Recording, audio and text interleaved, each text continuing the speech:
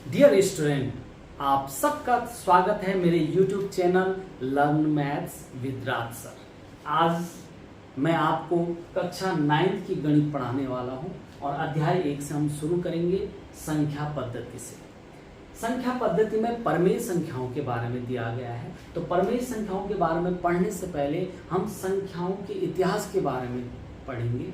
मैं आपको आज इस वीडियो में संख्याओं के इतिहास के बारे में जानकारी देने वाला हूं कि पहले कैसी संख्याएं थी और धीरे धीरे उन संख्याओं के कैसे कैसे नाम रखे गए। तो सबसे पहले जो संख्याएं थी उनको प्राकृतिक संख्याएं कहा जाता है। प्राकृतिक संख्याएं आप पूर्व कक्षाओं में भी इसको पढ़ चुके हैं। कहीं कहीं पे इसको प्राकृत संख्या लिखा जाता है। प्राकृत संख्याएं प्रकृति में जो स्वाभाविक रूप से मौजूद है। अगर मैं कहूँ ये कितनी पेन है, आप कहोगे 1। मैं कहूँ ये कितनी है 2 है, तो गिनने के लिए जो काम में लाई जाती है संख्याएं 1 से शुरू होती है, उन्हें प्राकृतिक संख्याएं कहते हैं। तो प्राकृतिक संख्याएं होगी 1, 2, 3, 4, 5 डॉट डॉट डॉट अनंत तक जो गिनती के अंक होगी, ये प्राकृतिक संख्या है। क्योंकि ये स्वाभाविक रूप से ये प्रकृति में इस्तेमाल की जाती है, यानी कि हम गिनती के लिए स्वाभाविक रूप से 1, 2, 3 का हम इस्तेमाल करते हैं। अगली जो संख्याएं आती हैं, अब देखिए अगली संख्याएं आने से पहले मैं आपको बता दूं कि प्राकृतिक संख्याओं में जीरो कोई संख्या नहीं होती, क्योंकि जीरो कुछ नहीं के लिए इस्तेमाल होता है। तो पहले जीरो नहीं था, और जब जीरो की खोज हुई, कुछ नहीं के लिए क्या जीरो की खोज हुई, तो तब ये जो संख्याएं हैं ये पूर्ण होगी। देखिए अगर हम कहें आगे 9 तक हम पढ़ रहे हैं इसको, ठीक है, 9 के बाद 10 हम कैसे लिखें, क्योंकि जीरो का तो पता ही नहीं। तो जब जीरो की खोज हुई तो ये सीरीज जो कंप्लीट नहीं थी, पूर्ण नहीं थी, वो पूरी होगी। इसलिए उन संख्याओं को जो जीरो सहित होती है, इन प्राकृतिक संख्याओं के साथ अगर हम जीरो लगा देंगे तो ये जो श्रेणी है, जो ये संख्याएं ये पूर्ण हो चुकी थी, इसलिए उसका नाम पड़ा पूर्ण संख्याएं। पूर्ण संख्याएं, तो पूर्ण संख्याएं क्या होगी? जीरो सहित जो प्राकृतिक संख्याएं, जीरो सहित बाकी क्या होंगी? प्राकृतिक संख्याएं। तो जीरो सहित जो प्राकृतिक संख्याएं हैं, इस पूरी सीरीज का नाम क्या पड़ गया? पूर्ण संख्याएं पड़ गया। अगला आता है, अब जब ये संख्याएं हमें प्राप्त हो चुकी थी तो बाद में आवश्यकता हो। देखिए आपको मैं एक बात बताऊं, तो जैसे जैसे हमें आवश्यकता प्राप्त होगी वैसे वैसे संख्याएं की खोज होती रही, और आगे हम संख्याओं में बहुत सारे परिवर्तन लाते गए समय के अनुसार। तो आगे क्या हुआ कि माना हमें किसी को हम 10 रुपये देते हैं और किसी को हम 10 रुपये लेते हैं किसी से, या हम उधार लेते हैं, कर्ज लेते हैं। अब इसको कैसे दिखाएं? ये भी 10 है, ये भी 10 है। अगर मैं सिर्फ 10-10 लिखूं तो कैसे समझूंगा कि मैं 10 रुपये दिए या लिए, अगर मैं ये नहीं लिखता हूं? तो कुछ संख्याओं की आवश्यकता पड़ी। एक और बता दूं मैं, माना कोई वस्तु ऊपर जा रही है, ये पृथ्वी है, यहां से जमीन से ऊपर जा रही है, माना ये 5 किलोमीटर है, और कोई वस्तु जमीन के अंदर जा रही है, यानी कि माना समुद्र है, समुद्र के नीचे जा रही है और ये 5 किलोमीटर जा रही है। अब इनको कैसे दिखाऊं मैं? 5 किलोमीटर, अगर मुझे ऊपर नीचे न लिखूं मैं, तो कैसे दिखाऊं मैं कि 5 किलोमीटर ऊपर है, 5 किलोमीटर नीचे है? तब आवश्यकता हुई ऐसी संख्याओं की, तब आवश्यकता पड़ी ऐसी संख्याओं की जो एक दूसरे के विपरीत हो। जैसे 10 रुपये लिए, 10 रुपये दिए, इनको दर्शाने के लिए चिन्हों का प्रयोग किया गया। किसका प्रयोग किया गया? चिन्हों का प्रयोग किया गया। और जब हम इन संख्याओं पे, पूर्ण संख्याओं पे जीरो को छोड़कर इन संख्याओं पे चिन्ह लगाते हैं, यानी कि यदि हम किसी को कोई वस्तु दे रहे हैं, माना 1 रुपया दे रहे हैं, तो उसको हम कहेंगे धन, और किसी से उधार ले रहे हैं तो उसको हम कहेंगे ऋण। ऐसे किसी को 2 रुपये दे रहे हैं तो धन दो, और ले रहे हैं तो ऋण दो। या ऊपर जा रहे हैं 1 किलोमीटर तो धन 1, और नीचे जा रहे हैं तो उसके लिए ऋण 1। मतलब इन पे हमने चिन्ह लगा दिया धन और ऋण। ठीक, इस तरह से ये सारी संख्याओं पे हम जीरो को छोड़कर बाकी सभी संख्याओं पे जब हम चिन्हों का प्रयोग करके उनको लिखते हैं तो ये संख्याएं कहलाती हैं पूर्णांक। इनका नामकरण पड़ गया पूर्णांक। तो तीसरी जो संख्याएं है वो है पूर्णांक। तो इस प्रकार से ये मुख्य संख्याएं होगी। पहली प्राकृतिक संख्याएं थी जो प्रकृति में स्वाभाविक रूप से मौजूद थी। फिर पूर्ण संख्याएं, जब जीरो की खोज हुई तो जीरो के खोज होने के बाद ये संख्याओं की जो सीरीज है, श्रेणी है, वो पूर्ण हो चुकी थी, इसलिए इनका नाम पूर्ण संख्या पड़ा। फिर हमें चिन्हों की आवश्यकता पड़ी, विपरीत चीज़ों को दर्शाने के लिए चिन्हों की आवश्यकता पड़ी, तो तब हमने क्या किया, संख्याओं पे धन और ऋण चिन्ह लगा दिए और इस तरह से ये संख्याएं बन गई पूर्णांक।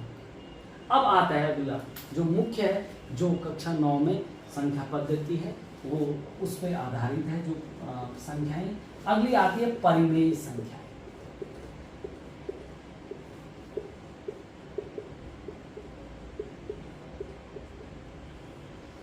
देखो, परिमेय संख्याओं का अगर मैं सरल भाषा में कहूं, ऐसी संख्या जिनके मान हम ज्ञात कर सकते हैं, चाहे वो पूरे पूरे हों चाहे वो दशमलव हों, जिनके मान हम ज्ञात कर सकते हैं। तो जितने भी ये गिनती, ये पूर्णांक है, ये सारे मान हम इनको क्या कर सकते हैं, मतलब हमें पता है ये धन 1 है, ये 0 है, ये ऋण 1 है, ठीक। और इनके अलावा भिन्नात्मक संख्या, भिन्नात्मक संख्याएं।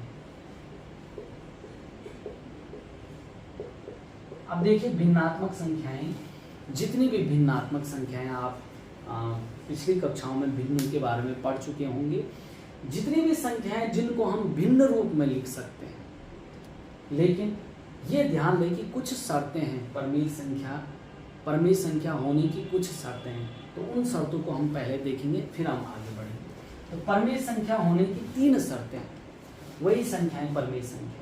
तो पहली शर्त है जिनको भिन्न रूप में लिख सकें। तो कहीं पे हम उदाहरण ले लेते हैं, माना भिन्न का अंश p है और हर q है, तो जिनको p/q के रूप में लिख सकते हैं, पहली शर्त है। लेकिन ध्यान दें, p और q दोनों जो अंश है, p कहाँ पे है, अंश में, q कहाँ पे है, हर है, तो p और q दोनों क्या होने चाहिए, पूर्णांक होने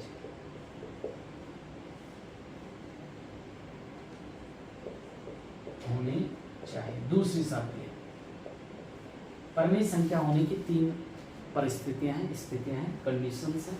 पहली है उसको भिन्न रूप यानी कि p/q, ये उदाहरण के लिए p/q, हम यहाँ पे a/b भी लिख सकते हैं, ये सिर्फ माने हैं हमने, तो p/q के रूप में लिख सकते हैं, जहाँ p और q क्या होने चाहिए, पूर्णांक होने चाहिए। और तीसरा जो q है वो 0 के बराबर नहीं, इसका मतलब होता है बराबर नहीं, इसका मतलब होता है बराबर नहीं, काट देंगे तो नहीं, तो q 0 के बराबर नहीं होना चाहिए, यानी कि जो नीचे है वो 0 नहीं होना चाहिए।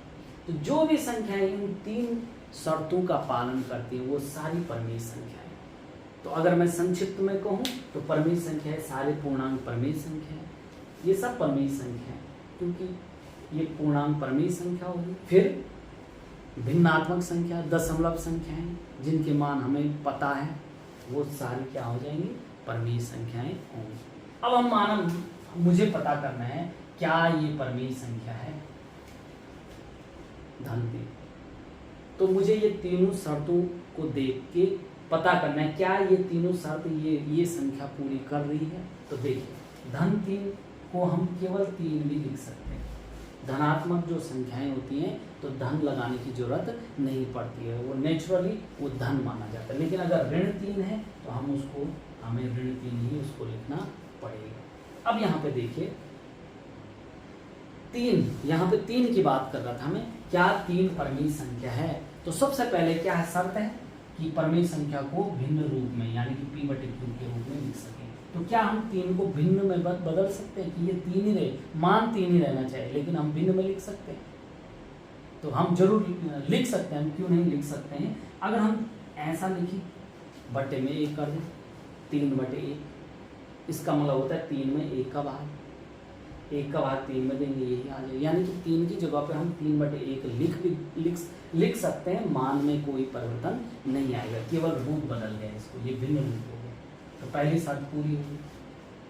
फिर P और Q यानी कि ये 3 और 1, 3 और 1 क्या है? पूर्णांक है। देखिए पूर्णांक है, 3 और 1 पूर्णांक है। तो दूसरी शर्त भी पूरी कर रहा है, 3 और 1 पूर्णांक है। और तीसरी शर्त क्या है? जो बटे में है Q, यहाँ पे Q है ना, तो बटे में क्या है ना? 1। Q क्या है? 1 है।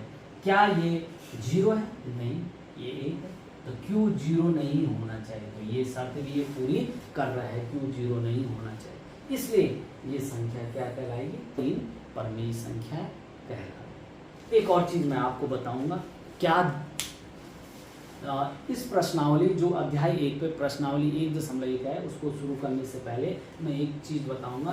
क्या एक संख्या मैं आपको दे रहा हूं, एक संख्या लिख रहा हूं मैं आपको, क्या ये परमेय संख्या है? तो देखिए पहली शर्त है P/Q, ठीक है। P और Q पूर्णांक होने चाहिए, P और Q पूर्णांक, लेकिन Q 0 के बराबर नहीं होना चाहिए। ऐसा क्यों है कि 0 ना हो तो ये परमेय संख्या नहीं है। अगर ये 0 हो तो ये परमेय संख्या नहीं होगी। ऐसा क्यों है? तो देखिए इसका मतलब होता है 1 में 0 का भाग है, हम इसका मान निकालते। परमेय का मतलब मैंने आपको बताया जिसका हमें मान पता हो, चाहे दशमलव में हो लेकिन उसका कुछ ना कुछ मान हो।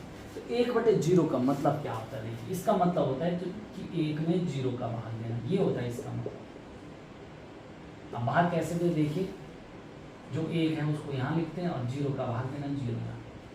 अगर हम 0 से 1 को विभाजित करते हैं तो 0 का पहाड़ा पड़ेगा, तो 0 एकम 0, तब भी 0 आ रहा। अगर हम 2 बार दें तब भी 0 आ रहा। अगर हम 3 बार दें तब भी 0 आ रहा। तो यहाँ पे हम क्या लिखें? 1 लिखें, 2 लिखें, 3 लिखें, 4 लिखें, कुछ भी नहीं लिख सकते हम। जो भी लिखेंगे उत्तर 0 ही आएगा। इसलिए ये संख्या अपरिभाषित होती है।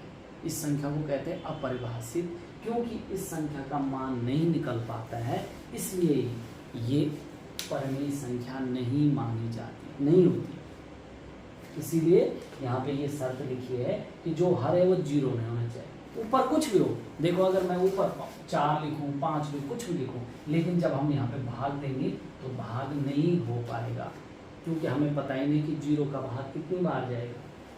जितनी बार भी देंगे उत्तर 0 आएगा। 9 बार भी देंगे तब भी 0 आएगा, 8 बार भी देंगे तब भी 0 आएगा। तो ऐसी संख्या क्या कहलाती है? अपरिभाषित। इसलिए परमेय संख्या होने के लिए इस शर्त को भी रखा गया है कि Q 0 के बराबर नहीं होना चाहिए।